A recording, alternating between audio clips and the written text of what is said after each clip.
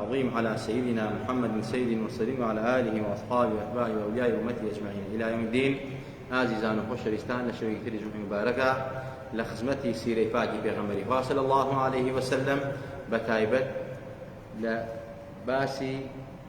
كتابكي جنابي مع وصايا مدرسة الوردة العنبرية في سيرة حفظ خير البرية لباسي قرآني في روزاوين كمسلك منهجي مسلمان ما دارانا قولة المعجزي في غمر ناس دارا صلى الله عليه وسلم اجت اللو معجزاني كوا معجزي قرآن وإيمي مروف مراستي هستي بيناكين لسر أرزا لجسمي خوتا فاي قولة القرآن أفرميت وفي الأرض آيات للموقنين وفي أنفسكم أفلا تبصرون أقل سيدي كين فاي تبارك وتعالى أفرميت بيقمان لسر قوي زويدا شندها آيات بلغو نشانه هي لسر دصلاتي پروردگار بو أواني كوا يقينان هي يا أواني كوا ورد أبنوا يا أواني بدواي حقات الراستي أقرن أقن بحق اليقين أقن بإيماني توكما بهوي أو بلغو نشانه كوا لسر أرزا هي لآسمانا لسر أرزا لكون كائنات بهمان شوا وهروها چەندەها ئايات و بەڵگە هەیە لە نەفسی خۆشتانە خوا ئەفەرمێت کە هەمووی بەڵگەیە لەسەر گەورەی پەروەردگار لەسەر دەسەڵاتی پەروەردگار لەسەر خالقیەتی خوا لەسەر ئەوەی کەوا ئەم قورئانە کەلام اللهە کەلامی بەشەر نییە و ئەمە تەئیدە بۆ ڕیسالەی پێغەمبەری نازدار صلی الله عليه وسلم. چەند شتێکی کورت بە کورتی ئاماژەی پێ بکەین لەو معجزانەی کەوا لە نەفسی ئینسانە هەیە. پسپۆڕانی بواری پزیشکی ئینسان جسمی ئینسان توێکاری ئەوانەی کەوا پزیشکی جەڕاحیە پزیشکی مێشکە پزیشکی مەسەلەی دکتۆری چاوە دکتۆری مەسەلەی هەناویە دکتۆری هێسک و جونگەکانە ئەمانە هەر کەسێک لەمانە لەو دکتۆرانی کەوا خاوەنی ویژدانن خاوەنی زەمیرن بەدوای حەقەت و ڕاستیاگەرن بەڕاستی گەورەی پەروەردگاریان بۆ دەرئەکەوێ لە جسمی ئینسانە. بۆ نمونە کە جسمی ئینسان کاتێکەوە ئەوەی کە سەیری ئەکا و تەشریع ئەکا و یعنی سەرنجی ئەدا ئەم نەخشە چۆن کێشراوە ئەم هەموو دەمارە وردە ئەم هەموو پێستە ناسکە ئەم هەموو ئەشیا و ئەم هەموو شتێک کەوا لە ناو جسمی ئینسانە دروست کراوە کە هەرێک یەک دەوری خۆی بینی ئیشی خۆیەکە بەبێ ئەمەی کەوا یەک دەقە و سانیە یەکێک لەو شتانە لە ئیش بکەوێ ئەگەر لە ئیش کەوت ئەو ئینسانە بەڕاستی یا ئەفلیجەوێ یا ئەمرێت. بۆ نمونە لە ناو گەدەی ئینسانە 35 ملیۆن غودەی ئاڵۆز هەیە وەلەمانی پزیشکیە فەرمووی 35 ملیۆن غودەی وردی ئاڵۆز هەیە کە مەبەستی ئیفرازات دانا بە مەبەستی ئیفرازات خوا دروستی کردووە یانی ئەو ترشەڵۆکانەی کەوا پەیوەندی بە مەعیدەوە هەیە حامڵ المائی کە بەڕاستی گۆڕانکاری بەسەرا دێنێت مەزەندەی دەکات یعنی ئەمە 35 ملیۆن غودەی ورد لە ناو مەعیدەی ئینسانە بەس مەعیدەی ئینسان ئەمە ئەگەر دەسەڵاتی پەروەردگار نەبێت لە قووەی کیا هەیە ئەمە دروستکات. معلومی هەموو لایەکمان تەکنۆلۆژیا توانێت هەموو شتە دروستکات بەڵام تا ئێستا نەیتوانێت ئینسانە دروستکات تا ئێستا نەیتوانێت دڵێک دروستکات قەترەیە خوێن دروستکات خۆشەویستان کەواتە ئەمە دەسەڵاتی پەروەردگارە ئەمە خالقیەتی خوا دەرەخات کە ئەو خوا من وەفی ئەنفوسیکم ئەفەلا تبصرون اینجا ئەحمەد 90,000 هەستیاری چەشتن لە ناو جسمی ئینسانە هەیە کە مەسەلەی شیرینی و تاڵی و مەسەلە سوێری و ئەمانە لە یەک جیاکاتەوە چ کامە ترشە کامە شینە کامە سوێرە 9,000 هەستیار لە ناو جسمی ئینسانە کە ئینسان هەستی پێەکا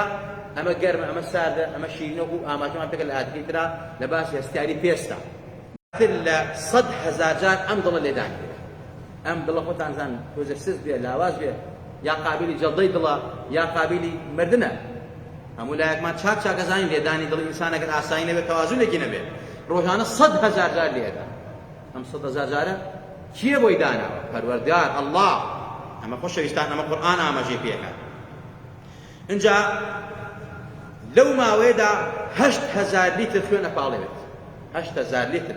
ئەم خوێنە ئەپاڵێوێت ئەیدا بە گورشی لە میعازە ئەم دڵە بە هەر حاڵ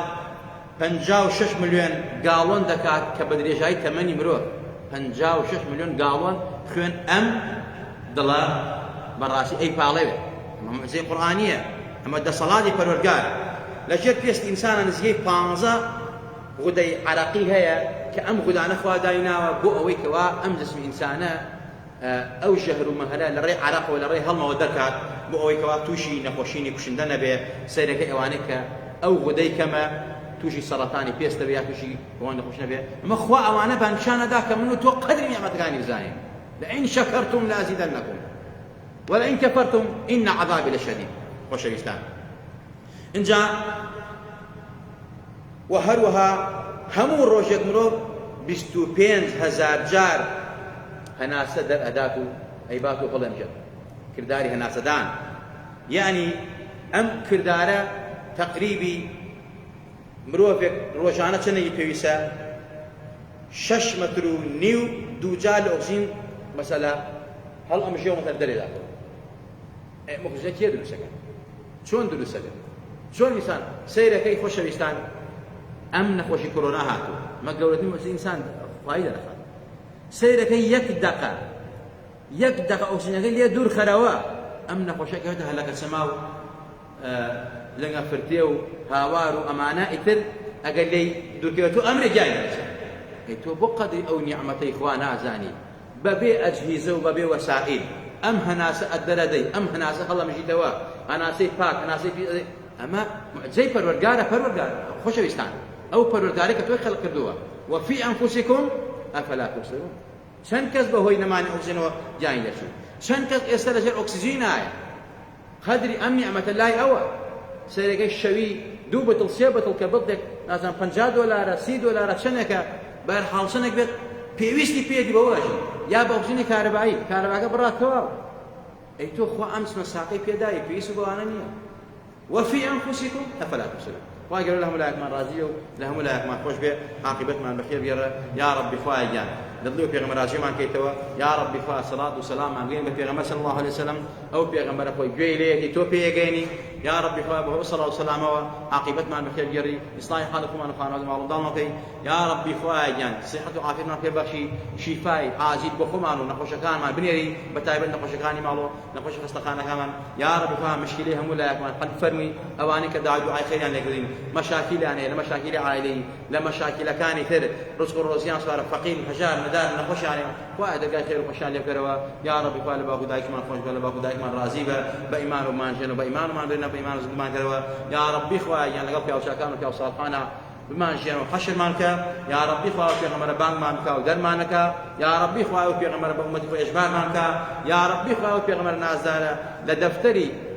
تایبەتی خۆیان ناومان بنووسێ ناوی خۆمان و باوک و دایکمان تکا و شەفاعەتمان بۆ بکە و بانگمان بکە و دەرمانەکە ئامین ئامین أقول قولي هذا وأستغفر الله لي ولكم ولسائر المسلمين والسلام عليكم ورحمة الله وبركاته